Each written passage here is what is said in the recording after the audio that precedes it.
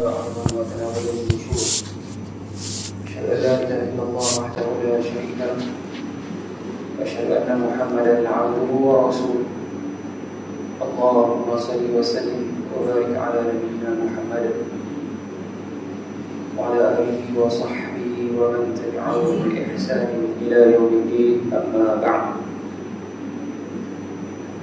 Tuan-tuan dan perempuan, muslimin dan muslimat yang saya muliakan, marilah sama-sama kita bersyukur kepada Allah Subhanahu wa taala di atas segala nikmat, anugerah dan kurnia-Nya kepada kita, terutamanya dari segi taufik dan hidayah.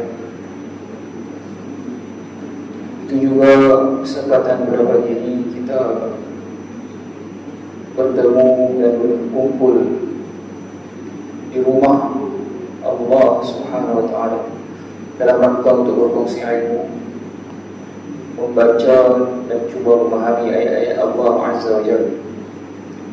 Mudah-mudahan dengan usaha kita yang sedikit ini, Allah Azza wa Jalla kurniakan balasan yang berlipat ganda, yang mana hanya Allah Azza wa Jalla tahu selayak mana kita ini untuk mendapat ganjaran di sisinya.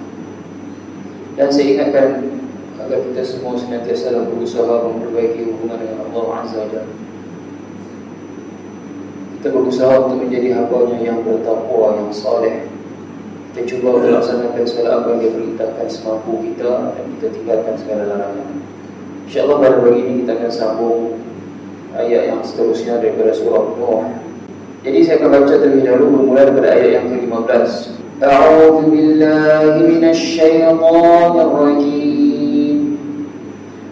Alam tarau kaifa khalaqa Allahu sab'a samawati tibaqa wa ja'ala al-qamara fihinna nuran wa ja'ala asy-syamsa sirajan wallahu anbatakum من الأرض نباتا ثم يعيدكم فيها ويخرجكم إخراجا والله جعل لكم الأرض بساطا لتسلكوا منها سبلا فجاجا قال نوح رب إنهم عصوني واتبعوا من لم يزده ماله وولده إلا خسارا ومكروا مكرا كبارا وقالوا لا تذرن آلهتكم ولا تذرن ودا ولا سواعا ولا يغوث ويعوق ونسرا وقد أضلوا كثيرا ولا تزد الظالمين إلا ضلالا. Jadi ayat ke-15 Allah Subhanahu wa taala berfirman, tidakkah kamu mengetahui dan memikirkan bagaimana Allah telah menciptakan 7 petala langit dan bertingkat-tingkat. Sebelum itu Allah Azza wa Jalla berfirman, Allah kisahkan tentang Nabi Nuh yang berterusan berdakwah kepada umatnya. Nabi Nuh mengadu kepada Allah. Di antara dakwah Nabi Nuh yang paling awal adalah Nabi Nuh suruh umat dia bertaubatlah, kembali kepada Allah, tinggalkan syirik, tinggalkan kufur semua. Kemudian Nabi Nuh kata, kalau kamu bertaubat, bisa beristighfar, kembali kepada Allah, beristighfar, mohon kepada Allah, Allah Ta'ala akan beri balasan di dunia ini dari segi hujan yang lebat mencurah, tumbuh-tumbuhan, kebun-kebun, anak pinak semua. Okay. Itu kesan daripada istighfar. Jadi kita pun perbanyakkanlah istighfar, tuan-tuan. Kemudian Nabi Nuh nak tarik perhatian umat dia. Nabi Nuh sebutlah, Nabi Nuh kata, kenapa kamu ni tak mengagungkan Allah sesuai dengan keagungan Allah? Maksudnya tak mengagungkan Allah, maksudlah. Kemudian sedangkan Allah itu yang telah menciptakan kamu dalam keadaan bertingkat-tingkat. Jadi pada pagi ini Nabi Nuh, kita akan sambung lagi. Nabi Nuh kata kepada umat dia, kamu tak fikir kau, tak lihat kau bagaimana Allah cipta 7 petala langit ni bertingkat-tingkat. Jadi setelah daripada galakan dan juga ancaman berkenaan dengan kalau umat dia ni berterusan dalam kekufuran, ada azab dia, ataupun kalau kembali bertobat kepada Allah ada balasan yang baik. Sekarang ni Nabi Nuh nak alihkan perhatian umat dia kepada keajaiban, kehebatan penciptaan Allah. Dan di antara yang hebatnya lagi lah, kita sebutkan, kita tahulah penciptaan lagi dahsyat juga. Maksudnya apa? Laqad alimtum wa ra'aytum anna Allah Ta'ala huwa alladhi khalaqa sab'a samawat mutaqabiqah. Kamu benar-benar dah tahu dan kamu nampak bahawa Allah yang telah menciptakan 7 pentala langit. Wa ja'ala subhanahu biqudratihi al-qamar fi as-sama' ad-dunya nuran lil ardi wa man fiha. Ayat setelah tu Allah berfirman, dan dia menjadikannya padanya bulan, dan dia menjadikan padanya, yakni pada langit itu, bulan sebagai nur, cahaya, serta menjadikan matahari sebagai siraj, cahaya juga lah. Saya semalam pagi tadi, kemarin lah, subuh kemarin, bila subuh di masjid saya, di Jumaat, saya baca Riyadhus Shalihin. Ada satu hadis tuan-tuan selalu dengar, Nabi SAW bersabda tentang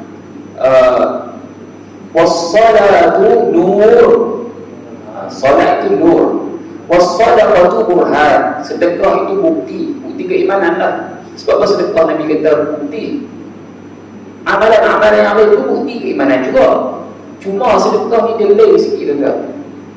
Kalau ibadah solat contohnya, kita ni hanya keluarkan tenaga, kita luangkan masa, pakaian-pakaian yang kita beli ni kita pakai masih jadi milik kita. Tapi sedekah kita keluarkan harta, kita tahu dah dalam keadaan kita tahu benda ni takkan balik pada kita dalam di dunia ni. Tapi itu kita keluar apa, kita buat pulang, kita bagi rumah tu dah. Sebab kita beriman adanya hari akhirat lah. Itu maksudnya bukti keimanan itu sedekah. Kemudian Nabi kata wasabru dia, dan kesabaran itu adalah cahaya juga. Dia cuba beza dua kataan, Nabi guna nur dengan dia. Nur ni dia lebih kepada cahaya yang tak terik, kita kata tak panas. Bulan disebut sebagai nur. Sebab tu dalam Allah Ta'ala sebut wal qamara nura, guna perkataan nur. Manakala matahari Allah guna perkataan siraj. Dalam surah Al-Furqan Allah guna perkataan siraj. Siraj ni biar terjemah sebagai obor, betul-betul. Matahari dia lebih kepada cahaya yang ada panas dia. Sebab tu kita sabar tu dia macam matahari. Riak ni cahaya matahari sama dengan siraj. Seakan-akan nak kata sabar ni dia perlukan cahaya dan panas lah kita kata. Sebab sabar, kita bersabar ada benda-benda ujian yang buruk kan. Jadi nak kena kemas lah, itu maksudnya. Jadi dalam ayat ni Allah Ta'ala sebut matahari sebagai siraj. Saya punya imam dua, dia kata, saya tanya lah, nak terjemah macam mana? Kalau saya terjemah cahaya dulu, dia kata satu cahaya, satu sinar, boleh ke tak? Bulan itu cahaya, kemudian matahari itu sinar. Jadi Allah Azza wa Jalla yang menciptakan seluruh langit berlapis-lapis, Allah jadikan bulan dan matahari berada di langit. Jadi ini usaha Nabi Nuh menarik perhatian umatnya untuk melihat penciptaan alam semesta di sekeliling mereka. Kemudian ayat yang ke-17, dan Allah telah menumbuhkan kamu, yakni hidup dari benda-benda yang berasal dari bumi, dengan pertumbuhan yang sungguh-sungguh sempurna. Ayat ke-18, kemudian dia mengembalikan kamu ke dalam bumi, itulah sesudah mati, dan mengeluarkan kamu daripadanya sesudah dihidupkan semula untuk dihitung amal kamu dan diberi balasan dengan pengeluaran yang sesungguh-sungguhnya. Jadi dua ayat ini kita melihat. ثم انتقل نوح عليه السلام من تنبيههم إلى ما في خلق السماوات والشمس والقمر من دلالة على وحدانية الله وقدرته إلى لفت أنظارهم إلى التأمل في خلق أنفسهم. Kemudian setelah itu Nabi Nuh berpindah. Setelah Nabi Nuh sebut tentang penciptaan langit, matahari, bulan, semua tu bukti keesaan Allah, bukti kekuasaan Allah. Sekarang Nabi Nuh kalihkan pandangan mereka kepada apa? Kepada penciptaan diri mereka sendiri. Mabda'uhum wa i'adatuhum ila al-hayah marratan ukhra ba'da mautihim. bermulanya penciptaan mereka dan tempat kembali mereka nanti kepada kehidupan yang seterusnya selepas daripada kematian. Daripada bumi ini kita maklumlah Nabi Adam diambil daripada tanah, tentu kan, dicipta daripada tanah. Itu penciptaan yang awal. Jadi Allah Azza wa Jalla berfirman, dan dialah yang menumbuhkan kamu daripada bumi, maksud menghidupkan daripada bumi, penciptaan Adam. Kemudian nanti Allah juga akan kembalikan kamu ke bumi, ke tanah. Majoriti manusia tuan-tuan, bila mana mati dia ke mana pun pergi ke bumi juga. Walaupun mungkin ada yang dibakar, ada yang mati dalam laut. Mati dalam laut lebih kurang macam masuk dalam bumi juga kan. Tapi kesimpulannya akhirat nanti Allah Ta'ala akan hidupkan balik, dibangkitkan daripada bumi. وعبر سبحانه عن الإنشاء بالإنبات بأن هذا التعبير يشعر بأن الإنسان مخلوق محدث. Allah Ta'ala guna ungkapan tumbuh, kan? Anbatakum ni yang menumbuhkan kamu. Allah guna kata tumbuh sebagai isyarat bahawa manusia ini memang benda yang dicipta, benda yang baharu. Wa annahu mithlun nabat yuhsadu thumma ya'udu ila al-hayah marratan ukhra. Dan memang manusia ni pun macam tumbuhan lah. Dia akan sampai satu masa kita kata syaitan tu dia kata yuhsad dipetik. Maksudnya dah sampai usia matang, dah cukup tempoh dia akan dipetik. Bila dipetik jadi macam mana? Akan dihidupkan semula pada penghidupan yang seterusnya. Ayat ke-19, dan Allah telah menjadikan bumi bagi kamu sebagai hamparan. Ayat ke-20, supaya kamu melalui jalan-jalan yang luas padanya. Sekarang ni masih lagi berkenaan dengan bumi. Nabi Nuh suruh tengok, dan Allah lah yang menciptakan bumi ini. Bisar jadi dia lebih kepada hamparan. Walaupun digunakan perkataan yang bawa masuk hamparan, majoriti para ulama Ahlussunnah tuan-tuan, dia berpendapat bumi ini memang bulat, kurawi dia panggil. Bahasa Arab ni kurawi, sfera dia panggil. Kalau bulat itu sfera. Hak yang mana kata bumi ini macam mendatar kan, dulu memang ada ulama Islam sendiri, tapi itu tersilap lah. Majoriti ulama, macam mana kita kata sains sekarang kata macam tu lah. Ulama Islam itu kalau dia ketiru sains tu lah dia berkaji-kaji kan. Kalau ulama terdahulu lah berpendapat yang sama. Sebab apa dia sebuah hamparan? Sebab besarnya bumi ini, walaupun bentuk dia bulat, kita duduk satu-satu tempat kita nampak macam apa kata? Macam hamparan, macam tu, mendatar saja. Tuan-tuan naik bangunan tinggi, boleh nampak tuan-tuan. Maksudnya nampak apa? Nampak lekukan tu. Kan? Kadang orang tengok orang jauh, jalan yang lurus kan. Orang tengok jalan lurus itu macam turun bukit kan. Sebenarnya dia lurus je lah. Jadi ini Allah Ta'ala nak gambarkan penciptaan bumi. Kemudian Allah Ta'ala sebut bahawa Nabi Nuh sebut pada umat dia, Allah jadikan jalan-jalan di muka bumi ini supaya apa? Supaya kamu, itulah umat Nabi Nuh sendiri dan seluruh makhluk di bumi, dapat melaluinya, dapat berjalan dan mengambil manfaat daripada bumi. Kita maklumlah kita memang hidup di atas muka bumi tuan-tuan. Dapat manfaatnya, kebanyakan manfaat adalah daripada bumi. Ayat hujan turun daripada langit, turun ke bumi juga. Daripada bumi itulah tumbuhan dan seumpamanya dapat juga kita manfaat. Semua ni kira primat-primat daripada bumi lah.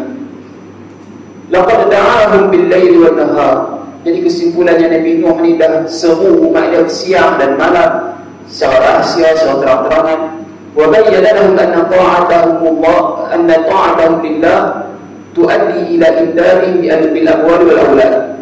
Nabi Nuh juga dah jelaskan bahawa kalau mereka ditaat, Allah Ta'ala akan bagi harta dan anak pinak yang banyak, dan syurga dan kebun-kebun dan seumpamanya. Tapi kerana mereka diingkar, jadi Allah Ta'ala keji mereka, kerana mereka itu tidak ada perasaan takutnya kepada Allah. Ayat ke-21,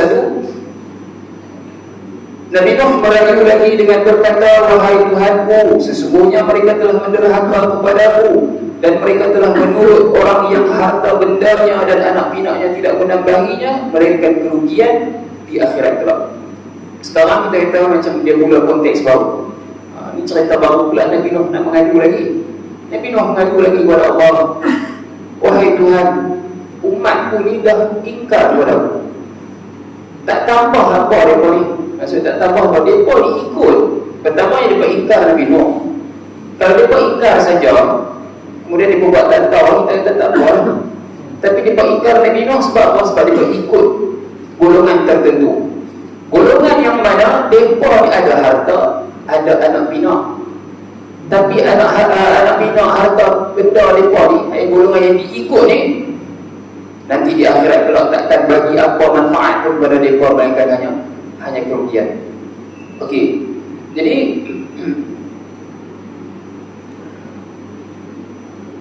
innahum asarru ala ma'siyati wa lam yaktafu bidzalika bal bijanibi i'radihim 'anni ittaba'u ghairi ittaba'u asa'ahum. Ini dia punya poin tu.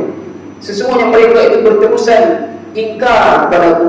Tak cukup dari segi itu saja mereka berpaling daripada itu.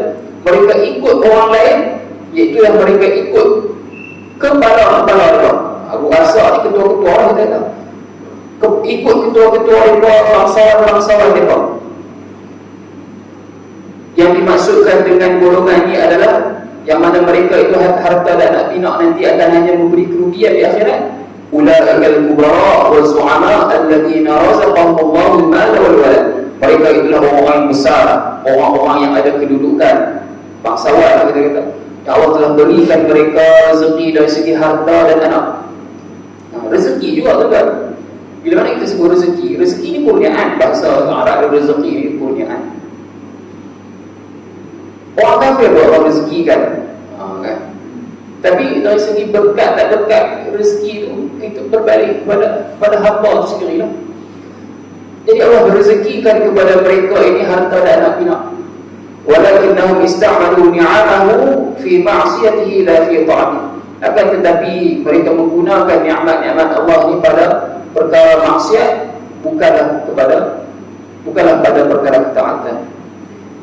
Ayat yang seterusnya, dan mereka telah menjalankan tipu daya dengan merancangkan rancangan yang amat besar jahat. Nabi Nuh sambung lagi. Nabi Nuh cerita pula tentang golongan ni, yang mana golongan inilah golongan bangsawan ni. Dia melakukan makar. Wa makaru makran kabira. Terutama perkataan makar itu. Al-makru ni maksudnya apa? Wa tadbir fi khafa'il inzal as-su' bil maqbul bih. Iaitulah membuat satu perancangan secara rahsia untuk menganiaya atau untuk menzalimi seseorang dengan benda yang buruk lah. Maksudnya mana pun makar perancangan yang secara jahat, secara rahsia. Sebab tu dalam Al-Quran Allah Azza wa Jalla berfirman tentang wa makaru wa makar Allah. Mereka melakukan perancangan jahat secara rahsia, Allah balas. Saya dah sebutlah benda tu. Kalau kita nak sebut Allah yang berbuat makar, tak boleh. Tapi dalam ayat tu konteksnya dibagi musyarakah, Allah balas dengan setimpal. Sebab tu saya kata kita ni kena faham tindakan-tindakan Allah kita nampak macam buruk kan, pada akal kita lah. Allah balas dengan azab yang dahsyat dan seumpamanya. Golongan ni buat perancangan jahat, buat makar, Allah balas yang sama, bahkan lebih dahsyat. Itu nak menggambarkan kebesaran Allah, tuan. Hebatnya Allah Azza wa Jalla, Allah Maha Berkuasa. Itu pada Tuhan pencipta sekalian alam, Rabbul Alamin. Lebih-lebih lagi kita kata memang patut begitu. Manusia pun dalam macam tu lah. Manusia ni kalau orang buat tak elokkan dia, asalnya memang kita balas cara elok lah. Walaupun orang buat tak elok, orang buat jahat kat kita balas baik lah kita kata. Idfa' billati hiya ahsan. Tolaklah ia atau balaslah ia dengan yang lebih baik. Itu pada asalnya. Tapi bukan kata setiap masa juga. Kalau orang buat buruk kat kita, buat naya kat kita, dia buat lebih tengkor, kena bijak kepala, itu nampak sangat kata hina lah, lekeh. Jadi bila mana kita balas dengan yang setimpal, itu adalah melambangkan kita ni ada maruah. Jadi Allah Azza wa Jalla balas kaum-kaum yang zalim dengan selayaknya, bahkan lebih. Jadi golongan ini dia buat perancangan. Golongan kepala-kepala ni dia buat perancangan apa? Dia hasut orang-orang lekeh-lekeh ni, yang kaum yang bawah-bawahan kita kata. Hasut supaya apa? Supaya lawan Nabi Nuh, kemudian hasut supaya mereka ni jangan tinggalkan sembahan-sembahan mereka, Tuhan-Tuhan mereka. Kita lihat ayat yang seterusnya. Dan ketua-ketua mereka menghasut dengan berkata, jangan kamu meninggalkan penyembahan Tuhan-Tuhan kamu, terutama penyembahan Wad, Suwa' dan Yahuz dan Ya'uq serta Nasr. Inilah 5 berhala, tuan. Nama 5 berhala yang mana disembah oleh umat Nabi Nuh pada waktu itu. Siapa dia ni 5 orang ni, 5 nama ni? Qala al-Imam Ibn Kathir 'inda tafsirih. Ibn Kathir kata dalam tafsirnya, wa hadhihi asma' asnamihim allati kanu ya'budunaha min dunillah. Inilah nama-nama berhala-berhala mereka yang mana mereka sembah selain daripada Allah. Faqad rawa al-Bukhari 'an Ibn Abbas sarat al-awthan allati kanat fi qaumi Nuh fil 'Arab ba'd. Dalam riwayat Al-Bukhari, Ibn Abbas kata, telah muncul berhala-berhala patung-patung dia yang mana asalnya daripada umat Nabi Nuh, daripada kaum Nabi Nuh. Muncul di mana, tuan? Muncul di Arab. Yang nama Wad, dalam ayat ini ada nama Wad. Wad ni dia muncul di kabilah yang bernama Bani Kalb di Mekah lah, di Arab. Kemudian yang nama Suwa' ni dia pergi ke Bani Huzail, Yahuz dia pergi ke Hutaif. Kemudian yang Ya'uq dia pergi ke Habdan, Nasr dia pergi ke Himyar dan sebagainya. Wahia asma'u rijal salihin. Ini adalah nama-nama orang-orang yang soleh min qaum Nuh alaihi salam, daripada kaum Nabi Nuh. Bukan nama mereka-mereka, tuan. 5 orang ni yang diperjadikan berhala ni asalnya adalah orang soleh. Wa kana lahum atba' yaqtaduna bihim. 5 orang ni dulu memang ada pengikutlah. فَلَمَّا مَاتُوا قَالَ أَصْحَابُهُمُ الَّذِينَ كَانُوا يَقْتَدُونَ بِهِمْ لَوْ صَوَّرْنَاهُمْ كَانَ أَشْوَقَ لَنَا إِلَى الْعِبَادَةِ إِذَا ذَكَرْنَاهُمْ فَصَوَّرُوهُمْ. Bila mana matinya 5 orang ni, jadi pengikut mereka berkatalah sesama mereka, dia berkata apa? Kalaulah kita buatkan gambar, kalau sawar dia gambar boleh, patung pun boleh, tuan.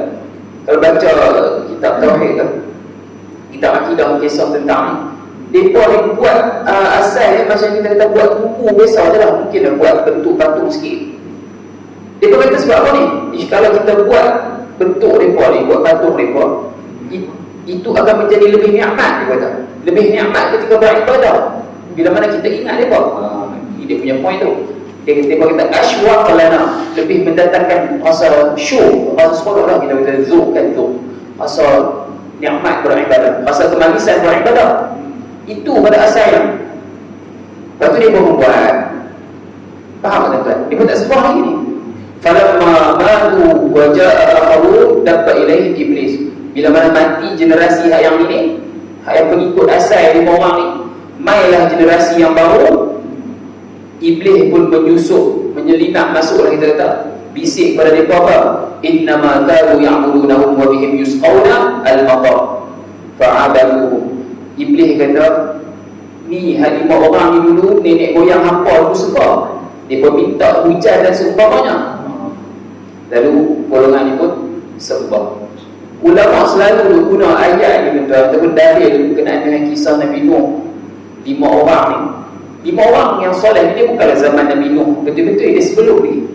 Sebelum sikit, sebagai tafsiran sebut, tempoh Nabi Adam ke Nabi Nuh tu 10 kurun, 1000 tahun lah.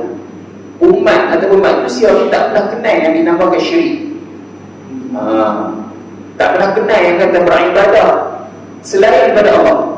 Daripada Nabi Adam, Idris, kemudian seumpamanya sampai ada orang jahat kan, kita maklumlah kan Nabi Adam membunuh adik-adik dia. Tapi hak yang nak kata sembah selain Allah tak? Bukanlah mungkin buat pada waktu tu dia adalah syariat dia sendiri. Sebab tu Nabi Nuh disebutkan sebagai Rasul kerana dia ada umat yang dia kena dakwah. Macam Nabi Adam, Nabi Idris, dia tak ada lah kita kata umat yang khas yang kena dakwah. Sebab umat-umat dia pun tak ada lah buat syirik. Jadi syirik yang pertama dilakukan adalah oleh kaum Nabi Nuh. Ulama selalu guna dalil ni bahawa bermula daripada nak memuliakan orang soleh. nak mengagungkan orang soleh. Lepas tu tuan bayangkan daripada zaman Nabi Nuh berapa ribu tahun dah, sampai sekarang masih ada berlaku benda tu. Kita nak muliakan orang soleh, buatlah kubur cantik sikit, kubur bunga-bunga jadi macam kek ke kata. Tengok gambar bunga dia buat bunga kubur, untuk kubur dia ni kita tengok macam kek lah, perhiasan cantik semua. La haula wala quwwata.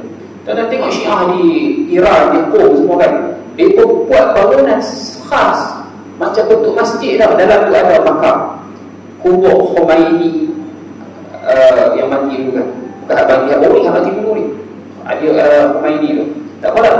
Jadi itu punca dia pada nak mengagungkan, nak memuliakan orang soleh secara lebih-lebihan. Jadi setan bisik sehinggalah menyembah orang-orang soleh.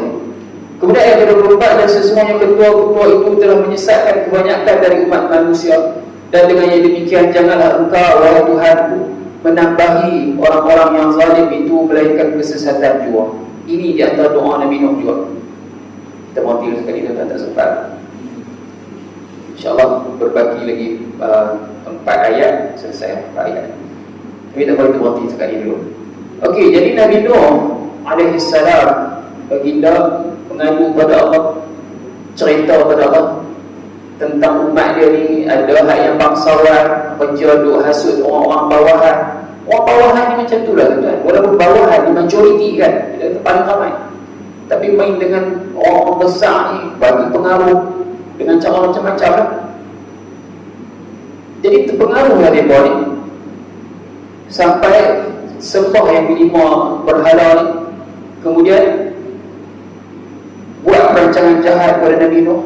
Bahkan nanti kita akan tengok tuan-tuan, di antara doa Nabi Nuh minta, ini doa yang terbesar lah kita kata. Bahkan Nabi Nuh menyesal dengan doa tersebut. Ada hadis sahih nanti saya cerita. Nabi Nuh menyesal dengan doa tersebut. Doa apa? Nabi Nuh minta Allah musnahkan golongan-golongan kafir seluruhnya. Allah makbul lah. Allah makbul lah, hantar hujan bahagian besar. Hanya selamat ni umat Nabi Nuh yang beriman lebih kurang 80. Ada juga sebut 80, tak salah 80 orang itu kan. Hal itu semua Allah musnahkan. Jadi ditambah lagi pada waktu tu, nanti kita akan lihat ayat, Nabi Nuh sebut golongan ni jahat-jahat, kepala-kepala kan. Nabi Nuh kata, kalaulah engkau ya Allah biarkan mereka di atas muka bumi ini, mereka ni bahkan akan membuat kerosakan, akan menyesatkan orang lain, dan akan meninggalkan anak keturunan yang kafir. Para ulama sebut dalam tafsir, macam mana Nabi Nuh tahu mereka ni akan dapat anak keturunan kafir, anak keturunan yang jahat? Contoh nak tahu, insyaAllah kita sambung ke depan. Jadi pada penghujungnya Nabi Nuh doa juga kepada Allah pada ayat ini, ya Allah jangan kau biarkan golongan yang zalim ini, melainkan hanya kesesatanlah yang layak untuk mereka. Bukan Nabi Nuh minta mereka jadi sesat tau, tapi kerana mereka memilih keadaan macam tu, jadi hanya itulah yang layak untuk mereka.